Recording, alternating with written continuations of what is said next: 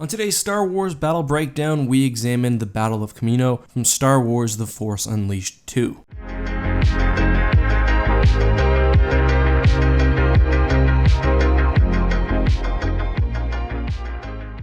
Hey guys, this is EckhartsLadder. Hello and welcome to another episode of Star Wars Battle Breakdown. Brief notice before getting into the video, I will be streaming almost immediately after this video goes live on the main channel. So if you want to come talk Star Wars, ask me questions, or whatever else, just stick around on the main channel after you watch this video. We'll probably be playing Empire at War or the new Starfighter mode in Battlefront 2. So today we are talking about the Battle of Kamino, the event that ends the Force Unleashed 2 story. As many of you know, sort of like Shadows of the Empire, The Force Unleashed and The Force Unleashed 2 were told not only through video games, but also tie-in novels and comics. Strangely enough, the battle over Kamino is actually totally absent from the comic, but the novel and video game both have representations of the event which are slightly different. In this video, I'll try to make the two different sources work together cohesively as much as possible. So I'll give a broad history. After the events of The Force Unleashed, Darth Vader was struggling to create a successful clone of his former Force-sensitive apprentice Galen Merrick, otherwise known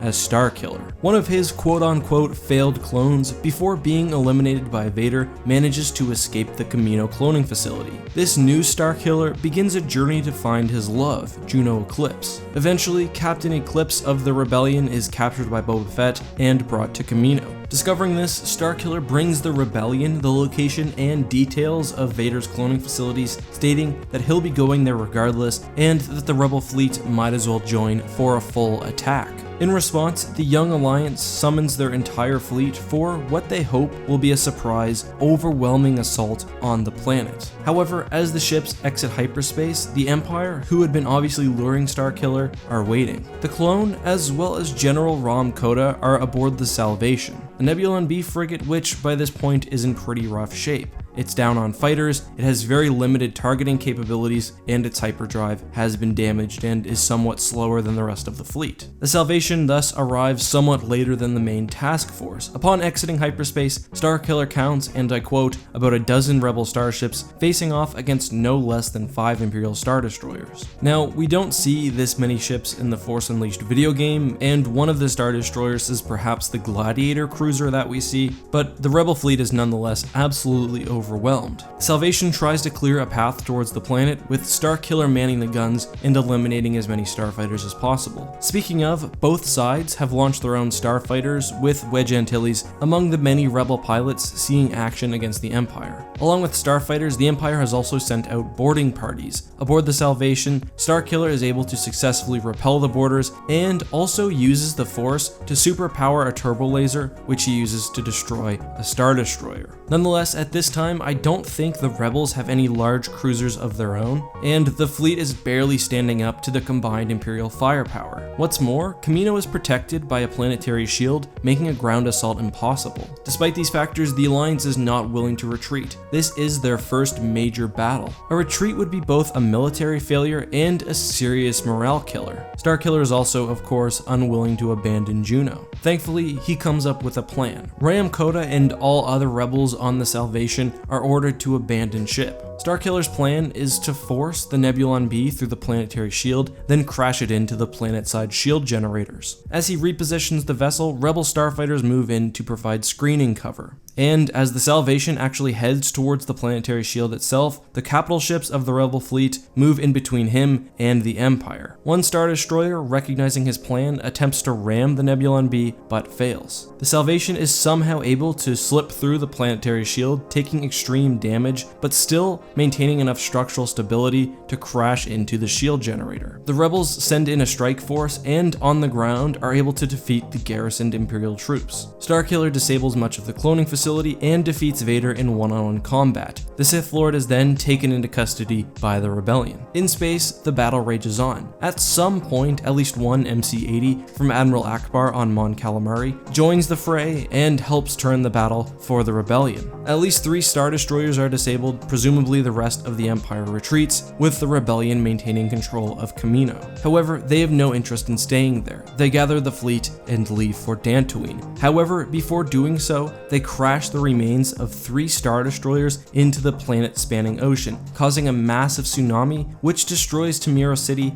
and the Empire's cloning facilities. And that's how the Rebel Alliance successfully won the Battle of Kamino. This was a major victory. Not only was this one of the first times Mon Calamari cruisers saw action against the Empire, but it was also the first time the entire alliance came together for a major raid against the Empire. Destroying the cloning facilities obviously saved the galaxy from a great deal of conflict, as it was seemingly one of the only locations which had the technology to overcome the difficulty with cloning Force-sensitive beings. Obviously, Vader was captured, but he would somehow escape, likely through the help of Boba Fett, who was seen following the Rebel fleet. But what do you think? Do you like this battle? Do you think the Rebellion was way too outmatched for them to actually have a chance? Let me know all of that and more. Again, by the time you're hearing this, I'm probably streaming live, and I'd love for you to drop in and say hello. Anyway, until next time, this has been your host, EckhartsLadder. May the Force be with you.